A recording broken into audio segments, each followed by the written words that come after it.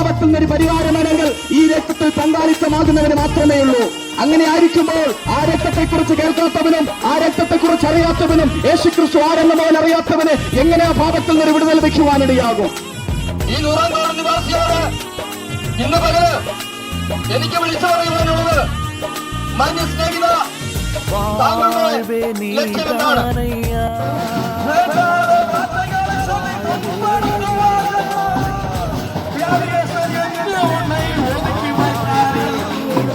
യേശുക്രിസ്തു ഒരു മതമല്ലേ? യേശുക്രിസ്തു ഒരു ക്രിസ്ത്യാനികളുടെ ദൈവമല്ലേ? യേശുക്രിസ്തു നമ്മുടെ അപ്പനും അമ്മയും പഠിപ്പിച്ചു വച്ചിരിക്കുന്നത് പോലെ അവർ വേറെ മതത്തിന്റെ വിഭാഗത്തിലുള്ള ജനമാണെന്നല്ലേ? സപ്തപരിധിയിൽ ഉള്ള സകല സഹോദരങ്ങളെ കർത്താവ് സഹായിക്കട്ടെ. കർത്താവിന്റെ ആത്മാവ് അവർക്ക് പെൺകുട്ടികൾ ലഹരിയും മയക്കുമരുന്നും കഴിച്ചിട്ട് ഒരു വലിയ ഗ്രൗണ്ടിൽ മയങ്ങി കിടന്ന് ഒരു സാഹചര്യമാണ് ഞാൻ കണ്ടത്.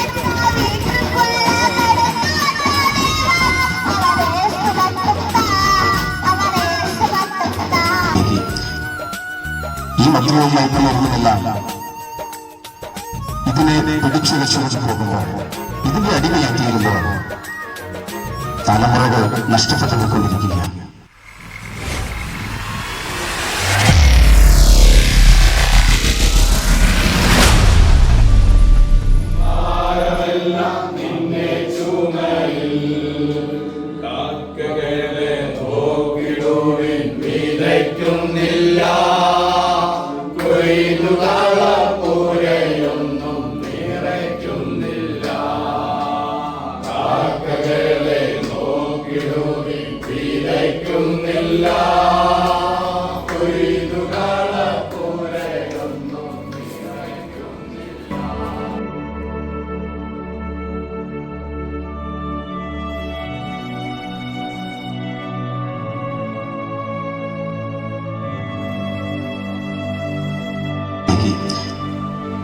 ഈ മദ്യവും മയക്കുമരുന്നുമെല്ലാം ഇതിനെ പിടിച്ചു വെച്ചു പോകുമ്പോൾ, ഇതിന്റെ അടിമയാക്കിയിരുമ്പോൾ തലമുറകൾ നഷ്ടപ്പെട്ടുകൊണ്ടിരിക്കുകയാണ്. നാം ഓരോ സംഭവങ്ങളും നോക്കിയാൽ വാർത്താ മാധ്യമങ്ങൾ ശ്രദ്ധിച്ചാൽ കാണുന്നത് ദിവസവും കൊലവും അതുപോലെ തന്നെ മറ്റ് മ്ലേച്ഛകരമായ രീതിയിൽ ലോകം കൊണ്ടുപോകുന്നു. ഇന്ന് ലോകത്തിലേക്ക് നോക്കിയാൽ ഇതിന് ശാശ്വത പരിഹാരം കാണുവാൻ ഗവൺമെന്റിനാണ് മറ്റ് സംഘടനകൾക്ക് ഒന്നും സാധ്യമാകുന്നില്ല. ഓരോ ദിവസം ചെല്ലുന്നതോറും ഇത് കൂടിക്കൂടി വരുന്നതല്ലാതെ, കൊല കൂടിക്കൂടി വരുന്നതല്ലാതെ, ആത്മഹത്യ കൂടിക്കൂടി വരുന്നതല്ലാതെ, ലോകത്തിൽ കുഞ്ഞുങ്ങൾ നശിച്ചു പോകുന്നതല്ലാതെ മറ്റൊന്നും കാണാൻ കൊണ്ട് കഴിയുന്നില്ല. എന്നാൽ ഇതിനൊരു പരിഹാരം നമുക്ക് വേണ്ടി, ഇതിനൊരു പരിഹാരമെന്താണ്? ലോകത്തിലൊരു സംഘടനയ്ക്കോ ഒരു ശക്തികൾക്കോ ഒരു മതത്തിനോ ഒന്നും ഇതിനെ മാറ്റാൻ കഴിയാതിരിക്കുമ്പോൾ ഞങ്ങൾ പറയുന്നു, ഇതിനെതിരെ സൊല്യൂഷൻ നമുക്ക് വേണം. എന്താ സൊല്യൂഷൻ? ആ സൊല്യൂഷനിലൂടെ നമ്മുടെ കർത്താവായ യേശുക്രിസ്തുവിൽ വിശ്വസിക്കുക. അതിൽ കൂടി മാത്രമേ ഈ ഒരു മദ്യത്തിന്റെയും ലഹരിയുടെയും മാറ്റി കഴിയും. മറ്റു പലരും ഇതിനു വേണ്ടി പോരാടിയിട്ടുണ്ട്. പക്ഷേ വിശ്വസിച്ചവർ തുടങ്ങിയിട്ടുണ്ട്, അതുപോലെ മറ്റ് കേന്ദ്രങ്ങൾ തുടങ്ങിയിട്ടുണ്ട്. ഇവയെല്ലാം ഉണ്ട്. പക്ഷേ ഇതെല്ലാം അവർ കടന്നുപോയിട്ട് വീണ്ടും കടന്നു വരുമ്പോൾ ഇരട്ടിയോടെയാണ് അവർ ഇത് ഉപയോഗിക്കുന്നത്. നമുക്കിതിനെ മാറ്റാം. ഇന്നിവിടെ ഇരിക്കുന്ന ഞങ്ങളിൽ പലരും, ഇവിടെ ഇരിക്കുന്ന നിങ്ങൾക്ക് കാണാം, ഈ പലരും ഇതുപോലെയുള്ള വൃത്തിഹീനമായ മദ്യത്തിന്റെയും മയക്കിന് അടിമത്തപ്പെട്ടവരായി ഈ നിൽക്കുന്ന ഇവിടെ ഓരോരുത്തരും ഞങ്ങളെ യേശുക്രിസ്തു രക്ഷിച്ചതുകൊണ്ട് ഞങ്ങളിവിടെ സംസാരിക്കാനിടയായി. അതല്ലെങ്കിൽ ഈ മദ്യത്തിൽ നിന്നും മയക്കിൽ നിങ്ങൾക്ക് വിമോചനം പ്രാപിച്ചുകൊണ്ട് ഒരു രക്ഷക സന്ദേശം ഈ കവലകളിൽ മനസ്സിലാക്കാൻ ഞങ്ങൾക്ക് ഇടയായി തീർത്തു. അത് ഞാൻ രക്ഷകനായ യേശുക്രിസ്തു മാത്രമാണ്. പലരും ഞങ്ങളോട് ചോദിക്കാറുണ്ട്, നിങ്ങൾ ഈ മദ്യത്തിന്റെയും മയക്കുമരുന്ന് ലഹരിയുടെയും പേര് പറഞ്ഞിട്ട് നിങ്ങൾ സുവിശേഷം പറയാനല്ലേ എന്ന് ചോദിക്കും. അതെ, പക്ഷെ ഒരു കാര്യമുണ്ട്, ഒരു സൊല്യൂഷൻ എന്ന് പറയുന്നത് ഇതല്ലാതെ വേറൊരു മാർഗമില്ല. ഇന്നത്തെ ഈ പ്രോഗ്രാം ഇവിടെ ഉദ്ഘാടനം ചെയ്യും. അതുപോലെ തന്നെ ഇന്നത്തെ ഈ പ്രോഗ്രാമിലെ ചില കാര്യങ്ങളും ചെറിയ സന്ദേശങ്ങൾക്ക് വേണ്ടി ഇപ്പോൾ കഥാപ്രകാശമാണ് കുഞ്ഞുങ്ങളൊക്കെ പാടുകയും ചെയ്യും. ശ്രദ്ധിക്കുക. നിങ്ങളുടെ വലിയ ശ്രദ്ധയെ അതിനായി ക്ഷണിച്ചുകൊണ്ട് നിർത്തുന്നു. ദൈവം അനുഗ്രഹിക്കട്ടെ.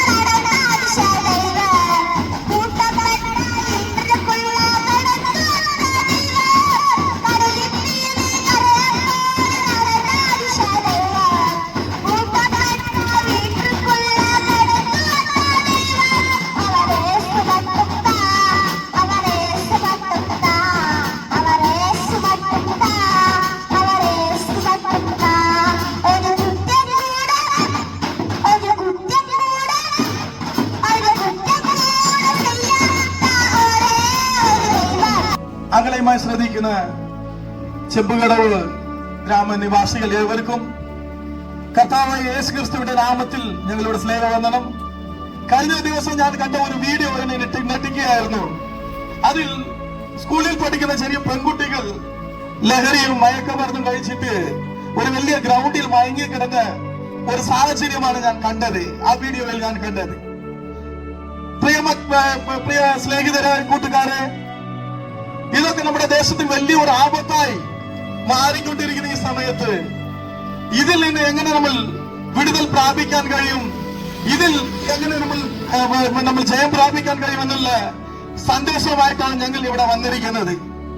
ഇവിടെ നിൽക്കുന്ന ഞങ്ങളിൽ പലരും ഈ ലഹരിക്ക് അടിമയായി ജീവിച്ചവരുണ്ട്. ലഹരിക്ക് അടിമയായി ജീവിച്ച് അതിൽ നിന്ന് വിടുതൽ പ്രാപിച്ചവരാണ് ഇവിടെ വന്നിരിക്കുന്നത്. ആ വിടുതൽ ഞങ്ങൾ എങ്ങനെ പ്രാപിച്ചു, ആ കാര്യം പറയാനാണ് ഞങ്ങൾ ഇവിടെ വന്നിരിക്കുന്നത്. ഏത് ജാതിയായിട്ട്, ജാതിയോ മതമോ ഒന്നും യേശുവിന് പോയ കാര്യമല്ല. നമ്മൾ ഏത് മതത്തിലായാലും ഏത് ജാതിയിലായാലും നമ്മൾ യേശുവിനെ രക്ഷിതാവായിട്ട് സ്വീകരിച്ചാൽ നമ്മൾ ചെയ്യേണ്ട ഒറ്റ ഒരു കാര്യമേ ഉള്ളൂ. പ്രിയ ദൈവമക്കളെ, യേശുവേ എന്റെ ഹൃദയത്തിൽ വരണമേ, എന്റെ പാപങ്ങളിൽ എന്നെ ക്ഷമിക്കണമേ. അങ്ങ് എനിക്ക് വേണ്ടി മരിച്ചു, എനിക്ക് വേണ്ടി മൂന്നാമത്തെ ദിവസം ഉയർത്തെഴുന്നേറ്റു. അങ്ങയുടെ മരണ മുഖാന്തരം ഞാൻ എല്ലാ പാപങ്ങളിൽ നിന്നും എല്ലാ കുറ്റങ്ങളിൽ നിന്നും ഞാൻ വിടുവിക്കപ്പെടും എന്നുള്ള വിശ്വാസം നമ്മുടെ ഹൃദയത്തിൽ വന്നാൽ മതി. ആ വിശ്വാസത്തെ നമ്മൾ ഏറ്റു പറഞ്ഞാൽ മതി. അങ്ങനെ ഏറ്റു പറയുമ്പോൾ നമ്മൾ രക്ഷ പ്രാപിക്കും. ഈ ദൈവം നമ്മെ വിടുവിക്കും. എല്ലാ പാപത്തിൽ നിന്ന് വിടുവിക്കും, എല്ലാ ശാപത്തിൽ നിന്ന് വിടുവിക്കും, എല്ലാ മയക്കുമരുന്ന് ഇങ്ങനത്തെ എല്ലാ പാപങ്ങളിൽ നിന്ന് ദൈവം നമുക്ക് വിടുതൽ തരും. പ്രിയ ദൈവമക്കളെ, ഇതിൽ നിന്ന് വിടുതൽ ലഭിക്കാനുള്ള ഒറ്റ ഒരു മാർഗം യേശു മാത്രമാണ്. നന്ദി അർപ്പിക്കുന്നു. ദൈവം അവസരം നൽകുന്ന ശ്വാസം നമ്മുടെ മൂക്കിൽ നൽകിക്കൊണ്ടാണ്. ആ ജീവശ്വാസം ഉള്ളിടത്തോളം ഓരോ മനുഷ്യനും മനം തിരിവാനുള്ള സമയമുണ്ട്. ഈ ശ്വാസം തീർന്നാൽ ഈ ലോകത്തിനോ നമ്മൾ വിശ്വസിച്ച് നടക്കുന്ന മതത്തിനോ പാർട്ടിക്കോ ജനങ്ങൾക്കോ കുടുംബത്തിനോ ഒന്നും നമ്മളെ വേണ്ട. പക്ഷെ നമ്മൾ ജീവശ്വാസം ഉള്ളിടത്തോളം നമുക്ക് അവസരമുള്ളത് കൊണ്ട് ഈ കേൾക്കുന്നത് വളരെ ജാഗ്രതയായി ഏറ്റെടുത്തുകൊണ്ടാൽ നിത്യജീവനിലേക്ക് പോകുവാൻ നമുക്ക് ദൈവം അനുവാദം തന്നിരിക്കുന്നു.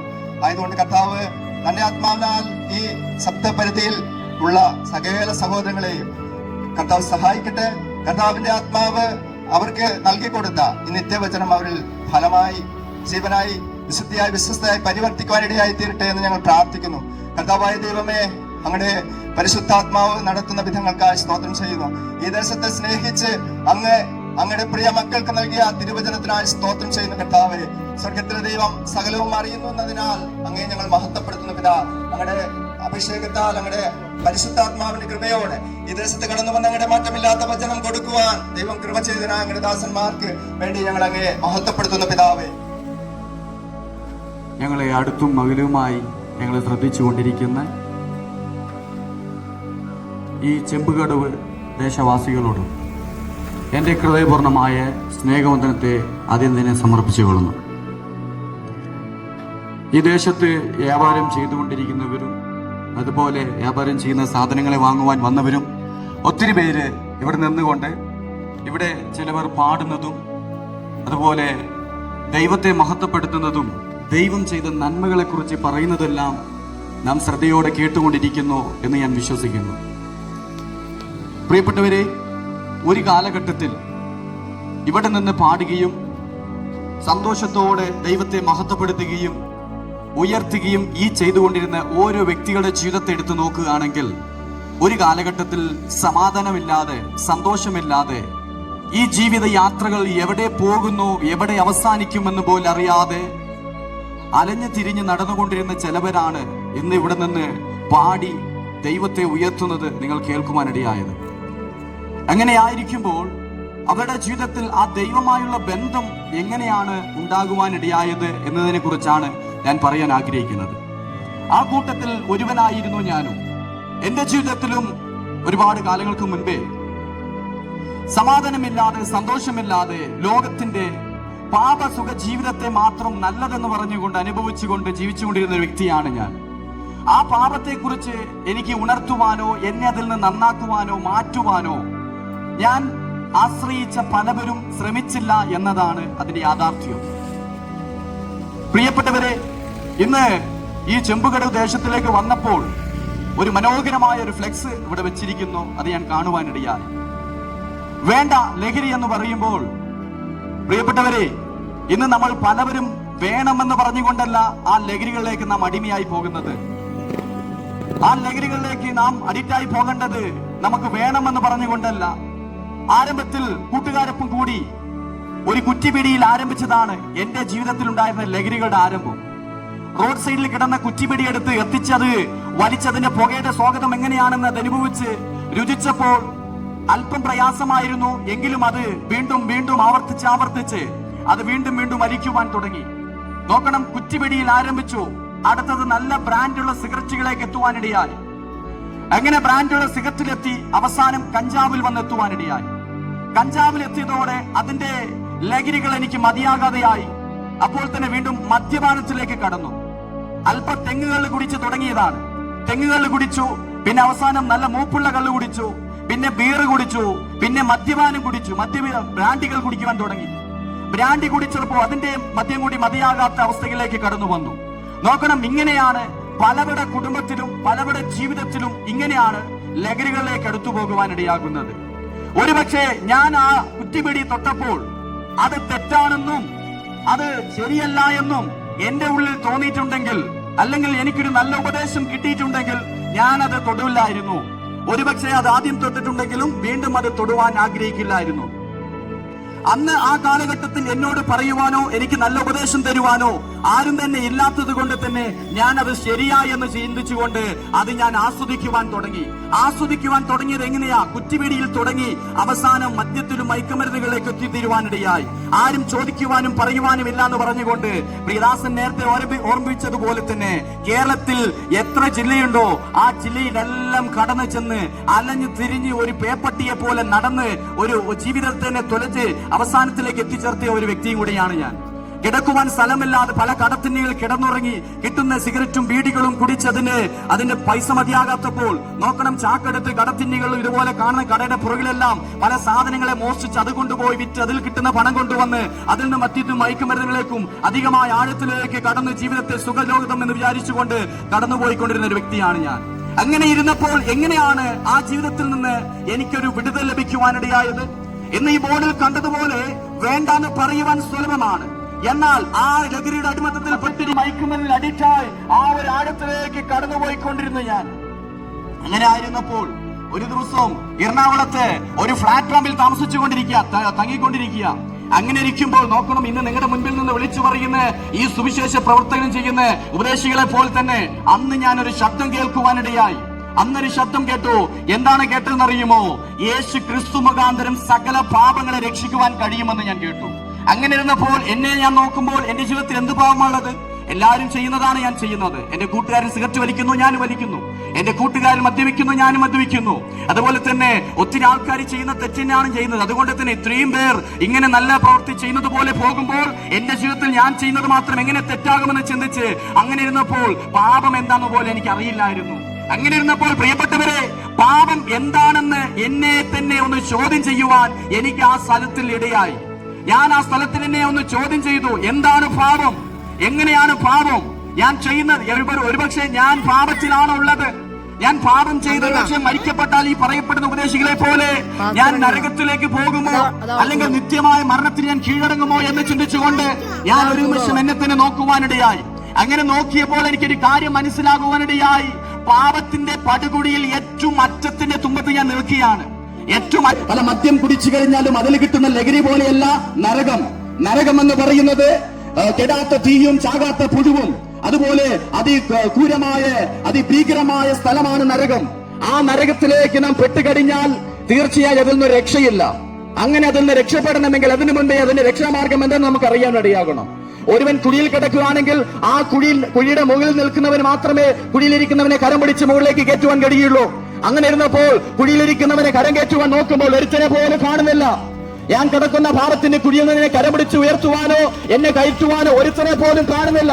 അങ്ങനെ ഞാൻ അലഞ്ഞു തിരിഞ്ഞു നടന്നു. അങ്ങനെ ഇരിക്കുമ്പോഴാണ് ഒരു ശബ്ദം കേൾക്കുന്നത്. ലോകത്തിൽ പാപികളെ രക്ഷിപ്പാനായി യേശു ക്രിസ്തു ഈ ഭൂമിയിലേക്ക് പിറക്കപ്പെട്ടു. ഞാൻ നോക്കി, യേശുക്രിസ്തു ഒരു മതമല്ലേ? യേശുക്രിസ്തു ഒരു ക്രിസ്ത്യാനികളുടെ ദൈവമല്ലേ? യേശുക്രിസ്തു നമ്മുടെ അപ്പനും അമ്മയും പഠിപ്പിച്ചു വച്ചിരിക്കുന്നത് പോലെ അവർ വേറെ മതത്തിന്റെ വിഭാഗത്തിലുള്ള ജനമാണെന്നല്ലേ? അങ്ങനെ ഇരിക്കുമ്പോൾ യേശുക്രിസ്തു മുഖാന്തരം എങ്ങനെയാണ് നമ്മുടെ ജീവിതത്തിലുള്ള പാപത്തെ പോക്കുവാൻ കഴിയുന്നത്? എല്ലാ ദൈവത്തെ പോലെയാണല്ലോ യേശുക്രിസ്തു എന്ന് ചിന്തിച്ചപ്പോൾ അതിൽ നിന്നൊരു വ്യത്യസ്തപരമായി യേശുക്രിസ്തുവിന്റെ ആലോചന കേൾക്കുവാനിടയായി. പ്രിയപ്പെട്ടവരെ, യേശുക്രിസ്തു ഒരു മതമല്ല, യേശുക്രിസ്തു ഒരു ക്രിസ്ത്യാനികൾ. യേശുക്രിസ്തുവിനെ അറിഞ്ഞപ്പോൾ, ആ യേശുക്രിസ്തുവിനെ കുറിച്ച് ആഴമായി പഠിക്കുവാൻ ഞാൻ തുടങ്ങിയപ്പോൾ അപ്പോഴാണ് എനിക്കൊരു കാര്യം മനസ്സിലായത്. പാപത്തിൽ നിന്ന് മോചനം ലഭിക്കണമെങ്കിൽ യേശുക്രിസ്തു മുഖാന്തരം മാത്രമേ കഴിയുള്ളൂ. എങ്ങനെയാണ് യേശുക്രിസ്തു മുഖാന്തരം കഴിയുന്നത്? യേശുക്രിസ്തുവാണ് ഉലകത്തിന്റെ സകല മാനവ പാപകുലത്തിന് വേണ്ടി മരിക്കപ്പെട്ട ദൈവം. അവൻ മരിക്കപ്പെട്ടത് മാത്രമല്ല, സകലവരുടെ പാപരക്ഷകൾക്ക് വേണ്ടി അവൻ തന്നെത്താൻ ക്രൂശിൽ ഏൽപ്പിച്ചു കൊടുത്ത് തന്റെ ശരീരത്തിലായിരിക്കുന്ന സകല രക്തത്തെ മുറ്റിത്തന്നു. എന്തിനേറെ, അവസാനമുള്ള വെള്ളവും നീരും വരെ അവൻ നമുക്ക് വേണ്ടി ഉറ്റിത്തന്നു. ഇനിയും പാപത്തിൽ നിന്നൊരു പരിഹാരമാണെങ്കിൽ ഈ രക്തത്തിൽ പങ്കാളിത്തമാകുന്നവന് മാത്രമേ ഉള്ളൂ. അങ്ങനെ ആയിരിക്കുമ്പോൾ ആ രക്തത്തെ കുറിച്ച് കേൾക്കാത്തവനും ആ രക്തത്തെ കുറിച്ച് അറിയാത്തവനും യേശുക്രിസ്തു ആരെന്ന പോലെ അറിയാത്തവന് എങ്ങനെ പാപത്തിൽ നിന്ന് വിടുതൽ ലഭിക്കുവാനിടയാകും? പ്രിയപ്പെട്ടവരെ, ഞാൻ ഒരു കാര്യം മനസ്സിലാക്കി, എനിക്കും ആ യേശുവിന്റെ രക്തത്താൽ പങ്കാളിത്തമാകണം. എന്നാൽ മാത്രമേ എന്റെ ഈ പാപത്തിന്റെ അടിമത്തത്തിൽ നിന്ന് എനിക്കൊരു വിടുതൽ ലഭിക്കുവാനിടയാകുള്ളൂ, എനിക്ക് മനസ്സിലാകുവാനിടയായി. അങ്ങനെ ഞാൻ യേശുക്രിസ്തുവിനെ സ്വന്തം രക്ഷിതാവും പിതാവുമായി ഏറ്റുകൊണ്ടു. എങ്ങനെയെന്ന് അറിയുമോ? തെരുവിൽ കിടന്ന് യേശു രക്ഷകൻ എന്ന് പറഞ്ഞപ്പോൾ ആ യേശുവിന്റെ ശബ്ദം കേട്ട് ആദ്യമായി ഒരു സഭയിലേക്ക്, ഒരു പള്ളിയിലേക്ക് ആരാധിക്കുവാൻ കടന്നുപോയി. ഒരു ചർച്ചിലേക്ക് ഞാൻ കടന്നുപോയി. അവിടെ കടന്നുപോയി ഒരു മൂലയ്ക്ക് ഒരു സൈഡിൽ ഇരിക്കുമായിരുന്നു. ഇരുന്നു കൊണ്ടിരുന്നപ്പോൾ ആദ്യമായി അവിടെ ഞാൻ കണ്ട കാഴ്ച എന്ന് പറയുന്നത്, കർത്താവിന് തിരിമേശയുമായി ആ അപ്പത്തെയും വീഞ്ഞയും എടുത്തുകൊണ്ട് ഒരു വ്യക്തി കടന്നു വരികയാണ്. കടന്നു വന്നപ്പോൾ ഞാൻ അതിലേക്ക് നോക്കി, എന്താണ് ഈ സാധനം, എന്താണ് ഇതിന്റെ പ്രത്യേകത എന്ന് നോക്കിയപ്പോൾ അപ്പോഴാണ് യേശുവിന്റെ മരണത്തെക്കുറിച്ചും അവന്റെ ഉയർപ്പിനെ കുറിച്ചും അവന്റെ ആഴമേറെ ഇടപെടലിനെ കുറിച്ച് എനിക്ക് ആദ്യമായി മനസ്സിലാകുവാനിടയാകിയത്. യേശുക്രിസ്തു പാപികൾക്ക് വേണ്ടി മരിക്കപ്പെട്ട 2000 വർഷങ്ങൾക്ക് മുൻപ് മരിക്കപ്പെട്ടത് മാത്രമല്ല, അവൻ മരിച്ചു ഉയർത്തെഴുന്നേറ്റ ശേഷം ഇപ്രകാരം പറഞ്ഞു, ഇനി ലോകത്തിൽ നിന്ന് പാപത്തിൽ നിന്ന് രക്ഷ ഉണ്ടാകണമെങ്കിൽ അത് ഞാൻ മുഖാന്തരം മാത്രമേ ഉണ്ടാകുകയുള്ളൂ. അതുകൊണ്ട് എന്താണ് ചെയ്യേണ്ടത്? എന്നെ സ്വന്തം രക്ഷിതാവും പിതാവുമായി ഏറ്റുകൊള്ളണം.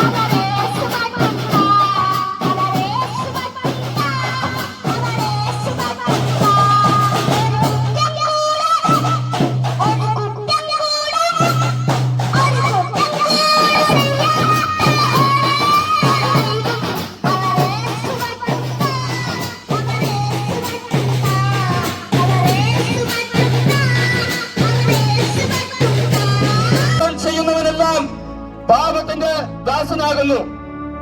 പാപം ചെയ്യുന്ന വ്യക്തി പാപത്തിന്റെ അടിമയാണ്. യജമാനൻ പറയുന്നതാണ് അടിമ അനുസരിക്കുന്നത്. ഒരു വ്യക്തിയാകട്ടെ, ഒരു കുടുംബമാകട്ടെ, ഒരു സമൂഹമാകട്ടെ, തുടർമാനമായി അവർ പാപത്തിലായിരിക്കുന്നുവെങ്കിൽ നമുക്ക് മനസ്സിലാക്കുവാൻ കഴിയുന്ന കാര്യം ഇതാണ്, അവൻ പാപത്തിന്റെ ദാസനാണ്, അല്ലെങ്കിൽ പാപത്തിന്റെ അടിമയാണ് എന്നുള്ളതായിരിക്കുന്ന കാര്യം. ഇത് ഞാൻ പറയുമ്പോൾ നിങ്ങൾ ചിന്തിക്കും, എന്താണ് പാപമെന്ന്? പാപമെന്ന വാക്കിന്റെ ലഘുവായ അർത്ഥം ലക്ഷ്യം തെറ്റുക എന്നുള്ളതാണ്. ഈ നൂറാംകോട് നിവാസിയോട് ഇന്ന് പകല് എനിക്ക് വിളിച്ചു പറയുവാനുള്ളത്, മാന്യ സ്നേഹിത, താങ്കളുടെ ലക്ഷ്യം എന്താണ്? ഇന്ന് നമ്മുടെ പത്രമാധ്യമങ്ങളാകട്ടെ, ദൃശ്യമാധ്യമങ്ങളാകട്ടെ, നാം ഒന്ന് ഓടിച്ചു നോക്കിയെന്നാൽ നമ്മുടെ കുടുംബത്തില്, വ്യക്തിപരമായിരിക്കുന്ന ജീവിതത്തില്, അതുപോലെ തന്നെ നമ്മുടെ സമൂഹത്തില് പാപത്തിന്റെ അതിപ്രസരം നമുക്ക് കാണുവാനായിട്ട് കഴിയും. താമരശ്ശേരി എന്ന് പറയുന്നതായിരിക്കുന്ന ദേശം ഇവിടെ നിന്ന് അധികം ദൂരത്തല്ല എന്ന് ഞാൻ കരുതുകയാ. എന്താ സംഭവിച്ചത്? മാന്യ ശ്രോതാവേ, പെറ്റ അമ്മയെ ആ വ്യക്തി നിഷ്കരണം വെട്ടിക്കൊലപ്പെടുത്തുകയാണ്.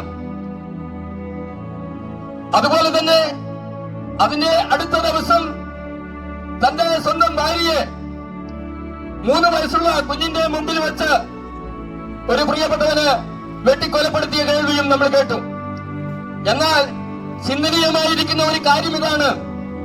ആ 2 വ്യക്തികളെയും കുറിച്ച് കേട്ടപ്പോൾ മനസ്സിലാക്കിയ കാര്യം ഇതാണ്. അവർ സുഹൃത്തുക്കളായിരുന്നു, അല്ലെങ്കിൽ രാസലഹരിയുടെ ഉപയോക്താക്കളായിരുന്നു. പ്രിയപ്പെട്ടവരെ, നിയമവാഴ്ച നടത്തുവാനായിട്ട് ഉത്തരവാദിത്വമുള്ളവര് കൈക്കൂലി കേസിനെ പിടിക്കപ്പെട്ട് പത്രത്താളുകളിൽ നിറയുകയാണ്. അതുപോലെ തന്നെ നിയമം നടത്തുവാനായിട്ട് ഏൽപ്പിക്കപ്പെട്ടവരെ, ഉത്തരവാദിത്വമുള്ളവര് നിയമലംഘനത്തിന്റെയും പാപത്തിന്റെയും ചുഴിയിൽ വീണ കഥകളെ കൊണ്ട് നമ്മുടെ വാർത്താ മാധ്യമങ്ങള് നിറയുന്ന കാഴ്ച എനിക്കും നിനക്കും മറവല്ല. Praise the Lord. അങ്ങനെ കോഴിക്കോട് ജില്ലയിൽ ചെമ്പുകടവ് എന്ന് പറഞ്ഞ ദേശത്ത്, അതുപോലെ വേറൊരു കവലയിലും പരിശോധന കഴിഞ്ഞ് ഞങ്ങൾ തുഷാലഗിരി എന്ന് പറഞ്ഞ ഒരു ടൂറിസ്റ്റ് പ്ലേസിലേക്കാണ് കടന്നു പോകുന്നത്. അവിടെ നമ്മുടെ അനേക ട്രൈബൽ സഹോദരന്മാർ അവിടെ വീടുകളുണ്ട്. അപ്പോൾ തന്നെ അനേക വിനോദ സഞ്ചാരികളുണ്ട്. അവരുടെ നടുയിൽ കർത്താവിൻ്റെ വരവിനെക്കുറിച്ചും എന്നെ പാപത്തിൽ നിന്ന് വിടുവിച്ചതിനെക്കുറിച്ചെല്ലാം വളരെ ശക്തമായി വിളിച്ചു പറയുന്നുണ്ട്. അത് അനേകർക്ക് പ്രയോജനമാകുന്നതും കൂടി നമുക്ക് ആ വീഡിയോയിൽ കാണാൻ പറ്റും. ഈ വീഡിയോ വളരെ ലോങ് ആയതുകൊണ്ട് ഇതിവിടെ വെച്ച് നിർത്തുന്നു. ഇനി പാർട്ട് 5-ൽ നമുക്ക് അടുത്ത വീഡിയോ കാണാം. ഇത് പാർട്ട് 4 ആയിരിക്കും ഈ വീഡിയോ. അപ്പോൾ അതുകൊണ്ട് എല്ലാവരും വീഡിയോ സബ്സ്ക്രൈബ് ചെയ്ത് ബെല്ലൈക്കൺ ഞെക്കി ഷെയർ ചെയ്യുക. എന്നാൽ മാത്രമേ ഇനി അടുത്തത് അയക്കുന്ന വീഡിയോ നിങ്ങൾക്ക് എത്തുകയുള്ളൂ. Okay, god bless U.